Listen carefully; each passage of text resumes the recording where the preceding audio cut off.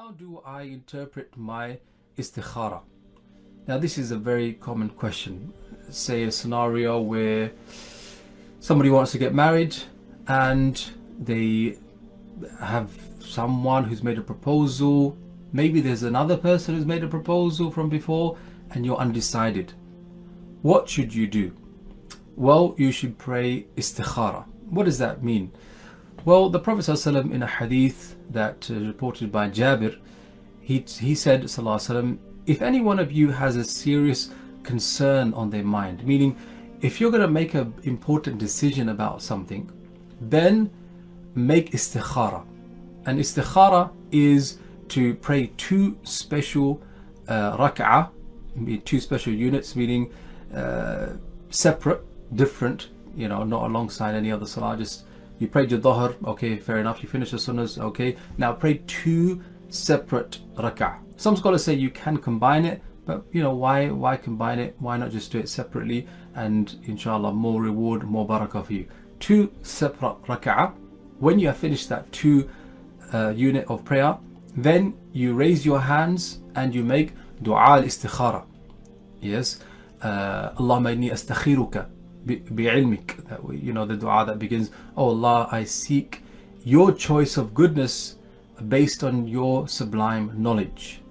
This dua is then said and your istikhara has done. Then there's the interpretation of the istikhara. But before we get to that, the word istikhara itself, what does it mean? It comes from the root word khair, which means goodness, and istikhara is the idea of asking Allah for the best choice that is in front of you. So maybe you're thinking about getting a job, maybe you're thinking about moving home, maybe you're thinking about getting married, and you want Allah to show you the best choice. And that's important because you may think something's the best, but Allah may not think, Allah knows that is not the best thing for you. So whether you think it's good for you, whether you think it's bad for you, if it's a viable option and you're seriously considering it, you should place it before Allah subhanahu wa ta'ala and ask Him to guide you to that which is best. If there's many options, then from those many options, Allah, what is the best one out of them? That's the idea of istikhara. The second thing is, many people think it's only to do with getting married. That is incorrect. In fact, the Prophet ﷺ said, when any one of you is concerned about an issue, i.e. any issue, any significant decision in your life, it could even be about buying something which is very expensive, that you need, or getting a new job, or naming your child, maybe even anything which is of importance, you can make istikhara for.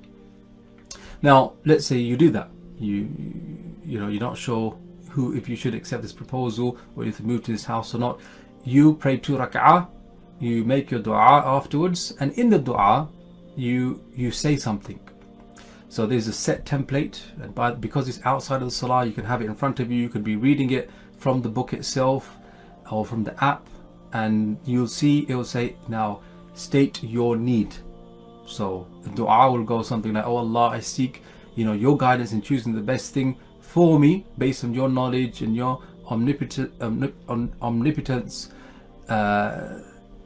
Then about this issue, meaning now you state it. So it'll be like whether I should get married to Ahmed or not, whether I should buy this house or not, whether I should get this job or not. And then the dua continues, if it is good for, and then you say three things. If it is good for my deen, my religion, if it is good for my livelihood, and if it is good for my hereafter, then make it happen for me and make it easy for me.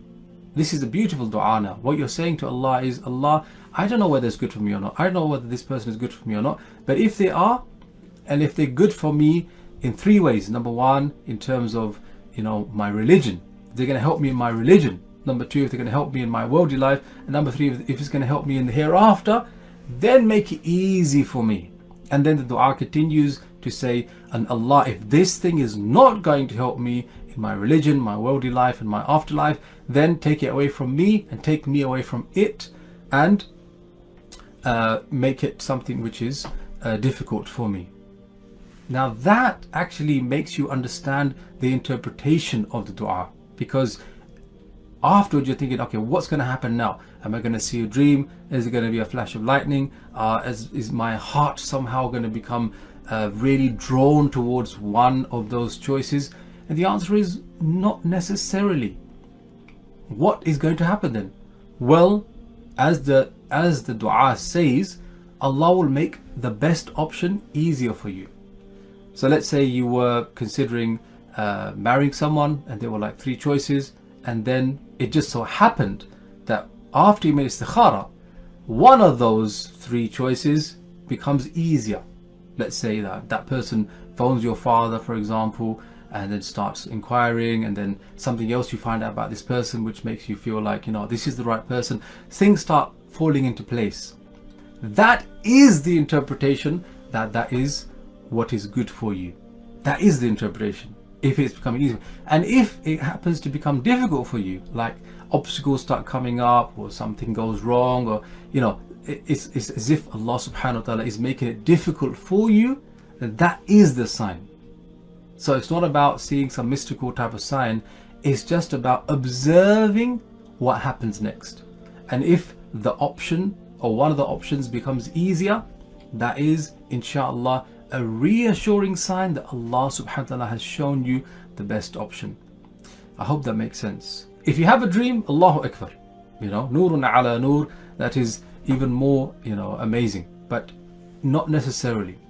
Okay, not necessarily. There's no hadith that says you'll have a dream that you'll see, you know, the person and you running through an orchard of roses and, you know, you're dancing to Bollywood music. No, that doesn't happen. Okay, that's what people say. That's not part of istikhara.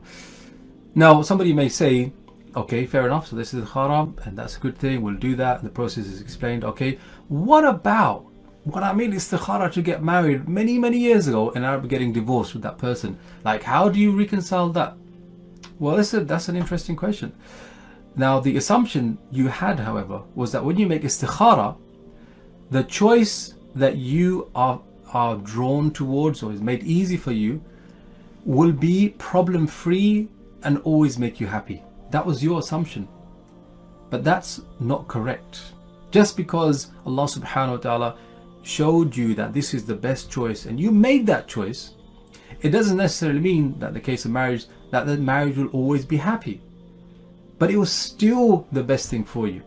An example, let's say a sister said, oh, I got married to this person, I made istikhara, and after all these years we got divorced. You know, what was that istikhara all about? Well, you have these 3 beautiful children. You would not have had them had you not got married to that person many years ago. Would you not want these children in your life today? And the sister turns around and says, no, of course, these are my children. I love them more than anything in the world. They're the best thing I have. Exactly. So Allah subhanahu wa ta'ala knew that the best thing for you was to get married to that person, because even though you'll get divorced, you'll still be blessed with these children. And so, alhamdulillah, that was the best choice. So just to go over that again, istikhara doesn't mean that your choice that you make will be problem free and there will be nothing that will ever happen wrong after that. That is just a false understanding. Yes, but please avail yourself of istikhara. I'll tell you what, Ibn Taymiyyah rahimahullah, he said something amazing. He said that whoever makes istikhara and istishara will never make a bad decision in their life. What does that mean? Istikhara is, as we've explained. Istishara is from shura, which means to consult and seek advice. So he's saying that whenever you're going to make a big decision in life, if you consult your peers, your friends, your family, and then make istikhara and decide, you will never make a bad decision in your life. Allahu Akbar. How beautiful is this deen?